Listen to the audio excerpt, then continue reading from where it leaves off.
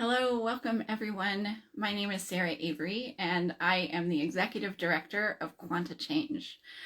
Thank you so much for joining me today. So today what I want to talk about is why I don't recommend gratitude journaling or gratitude practice to my clients. So let me first say that the reasons that people take up a gratitude practice are several. To get themselves back to a positive mindset, to try and gain control of their negative emotions, to remind themselves of what's really important to them, perhaps to increase their level of self-worth, their feelings of self-worth. So, I think that we can agree those are all good goals to really, in essence, to feel good about yourself, about your life, and to really remind yourself and to remember what really matters to you, right? Great goals. I'm all for that. But today I want to talk about why it's so hard in the first place to get your negative feelings under control, to stay positive, to feel good about your life, or to stay actually focused on what matters to you. Why is that so hard in the first place? And why I don't see gratitude practice really helping with that in the long run. For some people, not at all. And also what really can help you achieve those goals better, more easily, in a more sustainable way. So have you tried gratitude practice? Lots of folks have tried it. Has it helped you? Have you found that you do feel better, that you are staying more focused on what's really important to you, what really matters to you? So if so, that is great. I'm not against gratitude journaling. It's just there are people for whom I see it doesn't work. So if it does work for you, that's fantastic. But have you found that you've tried it and it worked for a while, maybe, and then it kind of stopped working? Or maybe you tried it and you said, I don't feel better at all. So if so, I've heard this from so many of my clients who've tried gratitude journaling. And, what I want you to know is that it's not your fault. If this has not worked to bring about the goals that you were looking for, it's not your fault. It's not because you didn't try hard enough. It's not because you didn't do it often enough or for long enough. It's not because you didn't find the right prompts. It's not because you failed in some way at gratitude journaling. In essence, gratitude journaling failed you. It's because that method is not able to get to the really root cause of why you feel bad, why it's so hard to really stay focused on what matters to you. So, gratitude practice is really trying to counter something that you may have heard of called negativity bias. So negativity bias is this tendency in all of us as human beings to focus, to be immersed in more on our negative feelings than our positive ones. I often say, if 5 good things happened today and 1 bad thing happened, where at the end of the day, without doing anything, without trying to control or reframe or anything, where are you just sort of automatically focused? The good stuff or the bad stuff? It's the bad stuff, right? Yeah. That's because of negativity bias, and it's actually there for a really good reason. It's there to try and help us survive. So if we think back, way back in evolutionary history, and we go back to a place where, say, we were in some kind of tribe, maybe a hunter-gatherer tribe on the plains of Africa. And that day, you just barely outran a water buffalo. You just barely made it home alive. Now, you need to focus on what went wrong that day, right? You need to figure out what you do. Do you figure out how to run faster? Do you avoid that space? Do you take a different route? Do you hang up your spear and let Junior take over? It's time to figure that out, because this is life and death for you, to really focus on what went wrong today, right? And that's what negativity bias is there for, is to help us focus on what went wrong so we can solve it, so we can fix it, so we can survive. There are a couple problems with that, though. First of all, the part of our brains that helps us survive has not really evolved to modern life with 24/7 news and 24/7 social media, showing us what's going wrong in the world, around the world, all the time. And that's tough. And I'm not suggesting that you turn off the news, that you shut everything down, because I think it's important to know what's going on in the world so that you can help make a positive difference there in whatever way you're going to. But the part of our brains that tends to stay focused on the negative to try and solve it then is really overwhelmed by, how do I solve all of this that's going wrong, right? So that's one problem with negativity bias. Another problem is that the negative feelings that you have about yourself, about your own life, are trapped inside of you. And they're trapped inside in a way that is not accessible to your rational thinking brain. In essence, you can't think your way out of these negative feelings. So this source of why you feel bad, and why things trigger you. So let's talk about what that source is. I wonder if you've tried, if you can resonate with that feeling of, I've tried to think my way out of these negative feelings and they're still there. I get myself maybe momentarily to a more positive place, maybe for a day or two, and then the negative feelings crash right back in. Yeah, I know. So today we're going to talk about how you can address that problem. But let's talk about what this source of negative feelings is in the first place. So this is something Quanta Change calls learned distress. And learned distress is the feeling that you absorbed very early in life, that there is something wrong with you being just the way that you are. And you absorbed it before you had any choice in the matter, before you even had a rational thinking brain to decide whether it's a good idea or not to absorb the feeling that there's something wrong with you. And as you're absorbing this very early in life, your sense of self that stores how you feel about being you is also developing a survival mechanism that helps you really cope with, control, deal with, keep moving forward with this negative feeling that there's something wrong with you. And that survival mechanism is formed in a way, sort of like a puzzle piece around the way that your parents and other early caregivers feel. So you fit really well with them and how they feel. Your survival mechanism does that for you. And so when we're thinking about gratitude practice and if it works for a while or if it doesn't work, I think that there are really two buckets that these survival mechanisms fit into. So there are 6 basic patterns of learned distress and the survival mechanism that goes along with it. And at the end of the video, I'll tell you how you can find out for free which one of these patterns you have. But these patterns, there are 6 of them, but they fit into 2 basic buckets when it comes to whether this kind of method works for you or not. The first kind is a survival mechanism that keeps learned distress under control for you.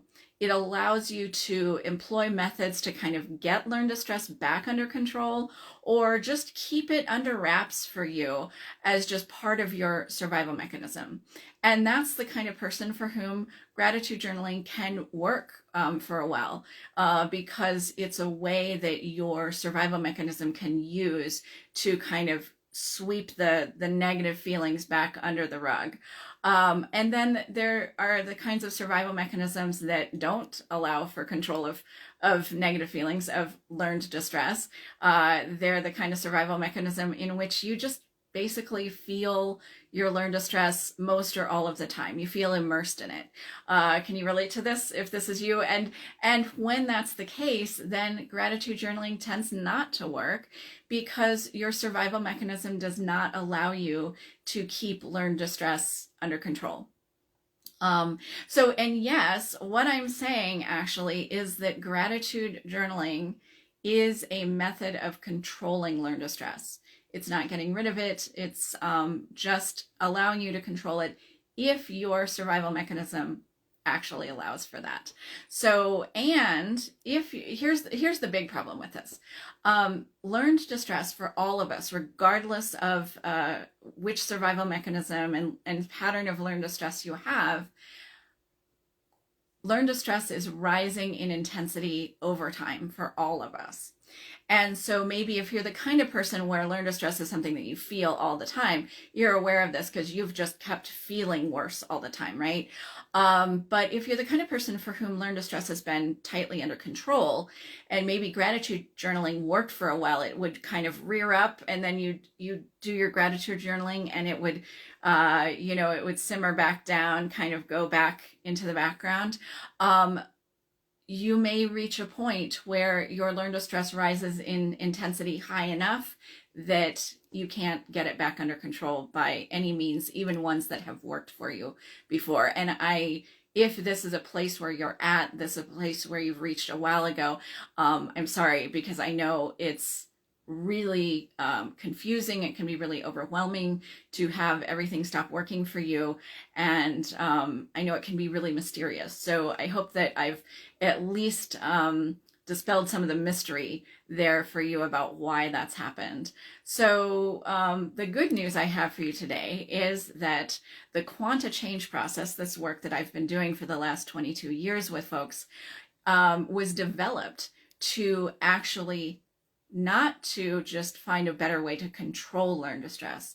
Quanta change was developed to peel off layers of learned distress permanently, to get them out of the way so that you can feel better.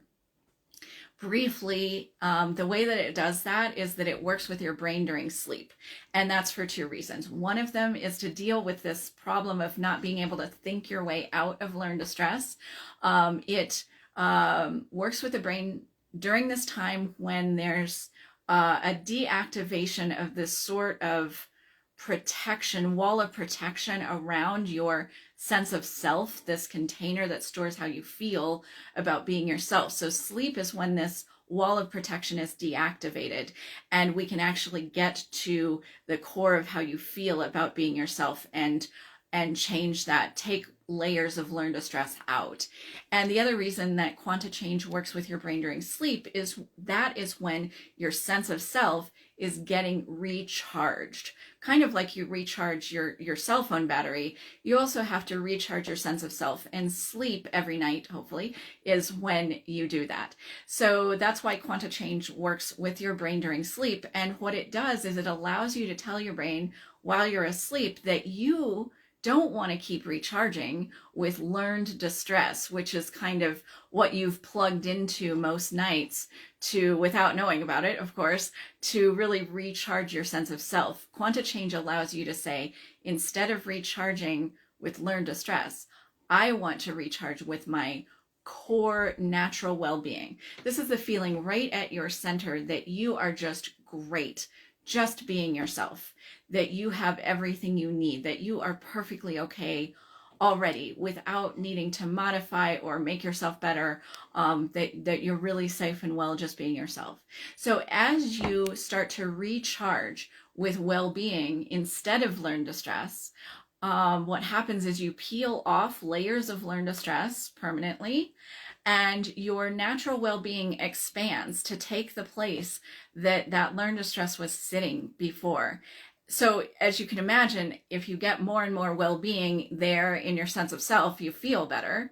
And it means that you don't have to spend so much energy countering all these negative feelings, which is really what gratitude journaling is designed to do. It's really helping you try and control or to move out of the way your negative feelings. But if the negative feelings are just out, you don't have to spend so much time doing that.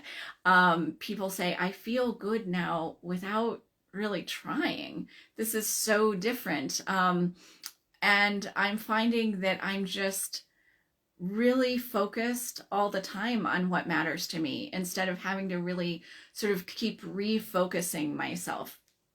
So I want to give you an example today, and I want to contrast it with an example I've heard from someone talking about gratitude journaling. So let me give you the Quanta Change example first. So this is a client of mine who was a person probably for at some point gratitude journaling might have worked, but she'd been through some really difficult years in a long marriage, and that finally ended in a divorce.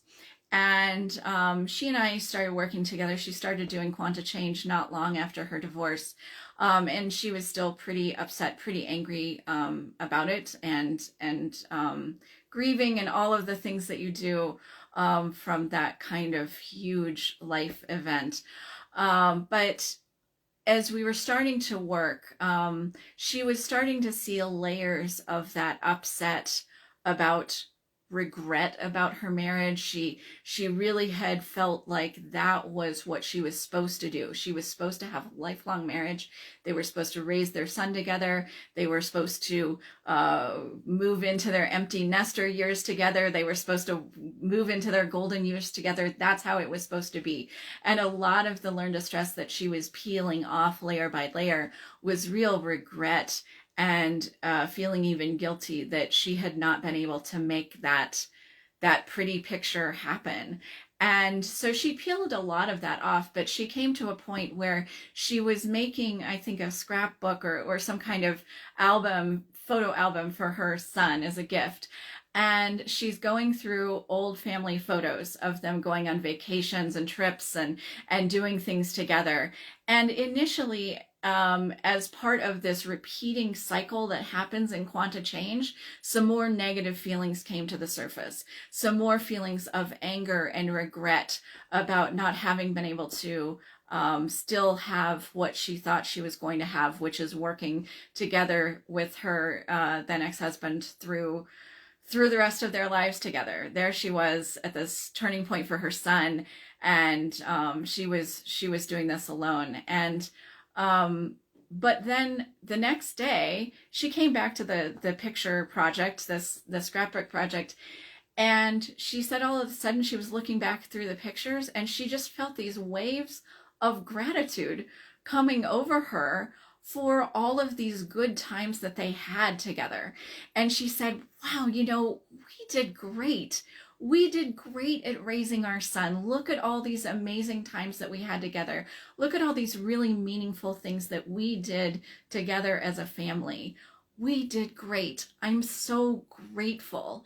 And it was spontaneous and it was automatic, and we never talked about having gratitude for anything about her ex-husband or their marriage together. That was never something we discussed. This was spontaneous and just sort of overcame her as these waves of good feeling and of gratitude. And this happens all the time with Quanta Change, where all of a sudden you feel different, and it's part of this repeating cycle of change. So usually a wave of negative feeling will come up as it's headed out, and then in a day or two you feel much better and very different. And she actually said, Sarah, people were coming to me with the suggestion that I do some gratitude journaling or some practice around really looking at the good times for my marriage. Right after my divorce, people were saying that, and I said, there is no way. That would have just made me more angry to try and do that. At best, it would have been sweeping those feelings under the rug for a few minutes, but I was angry and I needed to feel all of that. And she's right, and I'm not suggesting that people say that gratitude journaling is necessarily a thing to use right in the moment like that. But this was something quite different from that for her, where she just all of a sudden said, I really feel grateful for the time we had together, and I feel good being myself now, and I feel good where I am now in my life. instead of just feeling burdened by that regret. I have seen people decades after a divorce feeling regret and guilt and anger still over that divorce, whereas she in a course of just a few years really was at a place of, wow, my life is really good. This is where I'm supposed to be. So I want to contrast that for you with a story that I heard. This is a big teacher. I'm not going to say who it is because I think she does lots of really good work. She's a teacher in the sort of psychological well-being space, and she does great work. She's quite famous, and she's helped a lot of people. She helps a lot of people. But her example about why you should practice gratitude is kind of striking to me. So she's describing some event where she was really anxious and nervous about something, and she said, well, gratitude is what's going to help me. And she starts just repeating to herself, I'm so grateful. I'm just so grateful. And as she's telling this story, this is a video of her telling the story, she's basically gritting her teeth saying, I'm so grateful. And I think one of her kids was there and her husband was there, and her child looked up at her and looked at his dad and said, is Mama okay? Because she wasn't okay. She was feeling a lot of anxiety, right? And she was trying to use gratitude to dispel some of that anxiety. But in this example that she pulls forward as the example that she uses for why you should practice gratitude, she never talks about a shift into some better feeling. She never says, and then I felt this wave of relief over me or something like that. She ends the story with basically through gritted teeth saying, I'm so grateful. And so I think it's just an amazing contrast to between what Quanta Change does, which gets rid of negative feeling and allows your natural well-being to expand and to really fill up the space, and what it looks like to try and just get negative feeling out of the way, to try and control it for a bit, and how maybe it really doesn't work so well. So I'm specifically not saying who she is because it's not about her work or who she is. It's really just an example of gratitude practice, in my opinion, not really working. So I hope that the example that I've given you gives you some hope, because really when you do actually get learned distress fully out of the way in these big layers, you can really feel so much different spontaneously without the kind of maybe Herculean work that, say, gratitude practice or some other sorts of self-help methods can take. So if this is sounding interesting to you, if you feel like, well, wait a second, I think I would like to find out more about what it's like to get rid of learned distress, the very first step is to find out which one of these survival mechanisms, patterns of learned distress and survival mechanism you have. So like I said, there are 6 of these patterns. They are called the idealist, the optimist, the perfectionist, the caregiver, the defeatist, and the dictator, the benevolent dictator, I like to call it. So these 6 patterns contain your survival mechanism and your learned distress. And the reason to find out which of these patterns you have is not just to have another personality test sitting on your desk, another pattern. It's not to examine it more. It's not to delve into what it's doing to you more. It's really to find out what you're going to be peeling off layers of through the Quanta Change process so that your well-being comes to the surface. What we're uncovering with Quanta Change is your uniqueness. It doesn't fit into any bucket. It doesn't fit into any pattern. It's just your unique sense of well-being, of who you are in the world, and being able to express yourself and that in the world. So to find out which one of these patterns you have, you're going to go to my website and take a free in-depth, scientifically validated personality test. And I will graph your answers and send you a free report that shows you your pattern of learned distress, your survival mechanism for dealing with it, whether you can keep learned distress under control or whether it's always been out of control. And how quanta change really can help you feel better, help your life work better, help you find and focus on what really matters to you. So to do that, you're going to go to my website, quantachange.com, QUANTA change.com, and you're going to click on the green button that says free report and fill out the test and send it to me, and I will send you your free report. So if gratitude journaling or some other kind of self-help method is something that you've tried and it feels like it's not working, you're still feeling lousy, things are still not working, I hope that I've helped you understand today why that is and how there really is a very different option to feeling better and different that actually works. So thank you so much for joining me today, and I hope that you will join me again next Friday to hear another way that quanta change really can help you feel good being you. Thanks so much.